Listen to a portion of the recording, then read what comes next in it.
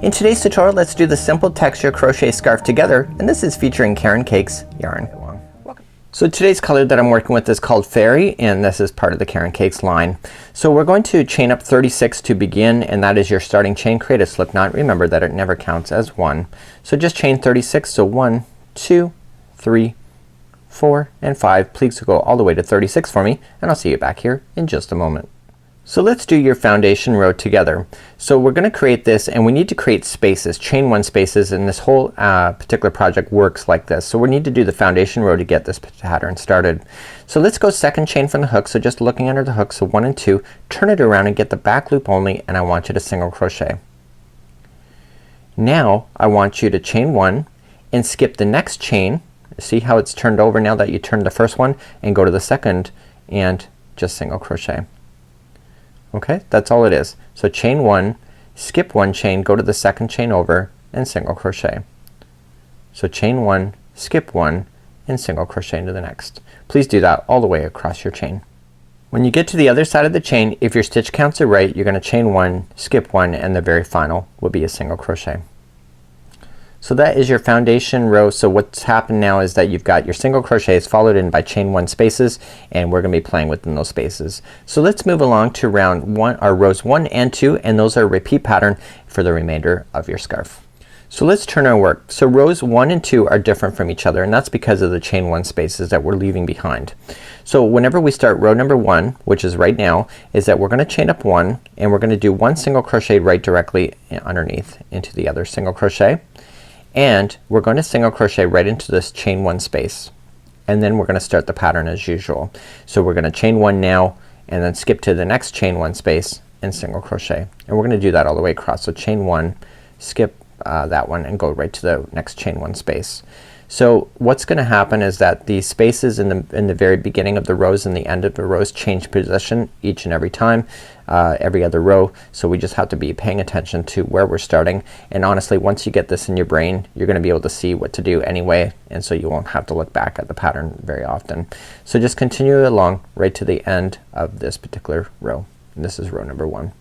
So as you come up all the way to the other side, this is row number 1. It's gonna be slightly different on this side. So you're gonna go to the next chain 1 space, which is the last one right before the end, and you're gonna single crochet, but you're not at the end, you got one more to go, and you're just gonna single crochet into the final single crochet, just like that.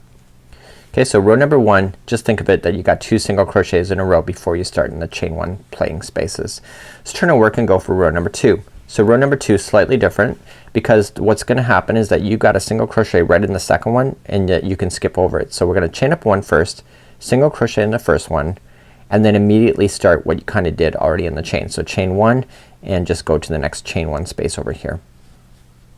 So row number 2 of them is kind of actually pretty simple. You just gotta worry about row number 1 and make sure that you keep the pattern consistent. So you're just working in between all the chain 1 spaces followed by chain 1s to separate those so that you have more spaces to work with next time that you would tackle the next row higher. So this is a really fabulous stitch. This is a really well stitched, used on yarnspirations.com. It's heavily used in a lot of projects generally because it looks really good. It has some stretching power, and it actually speeds you up in time as well, and it looks really quite amazing. So let me get you to the end, and I'm about to be there in just a moment anyway, so I might as well keep talking. I don't know any good jokes, I'm sorry. I'm not a joke teller. Okay, so chain 1, and I'm coming up to the end of this pretty soon. Daniel has done this stitch more times than I can count. And so as you come up to the end, you just got to be able to identify what you're looking at. So I got one more chain 1 space left, and then look, I got 2 single crochets in a row, so I got to chain up 1, skip over that single crochet, and just single crochet right into the end. And that's what it looks like at this moment. So let's turn our work and go for row number 1 again. So you remember what to do with row number 1? Let me repeat that. Chain up 1, single crochet into the very first.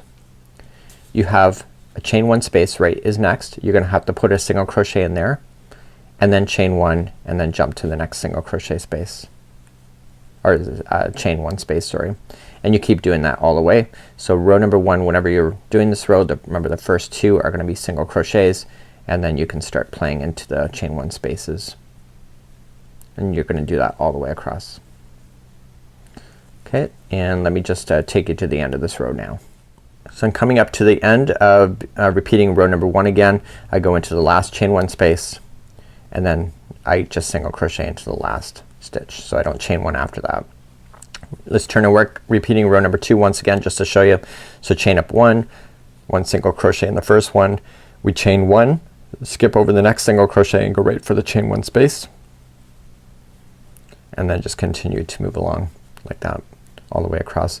So all you just need to do is keep going back and forth. The color transitions that you see that the models are wearing is actually from the yarn itself. So as I'm looking over, I'm gonna be done this yarn in about an inch or 2, and then I will be switching over to a different color. So when I say yarn, I mean this color. So the balls would transition color on its own in a continuous strand, and it will just kind of work out like magic. The neat thing about it is that it's kind of artistic in some way.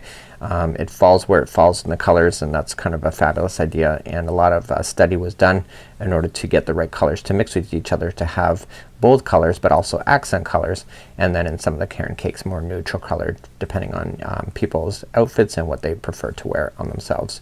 So that's it for now. This is a simple texture scarf. This is a free pattern featuring the Caron Cakes yarn, and this is a free pattern available on michaels.com. This is the end of row number 2, so I skip over this second single crochet and go right for the last one in order to finish that. So that's it for now. Please enjoy this free pattern, and until next time, I'm Mikey on behalf of thecrochetcrowd.com. See ya. Bye bye.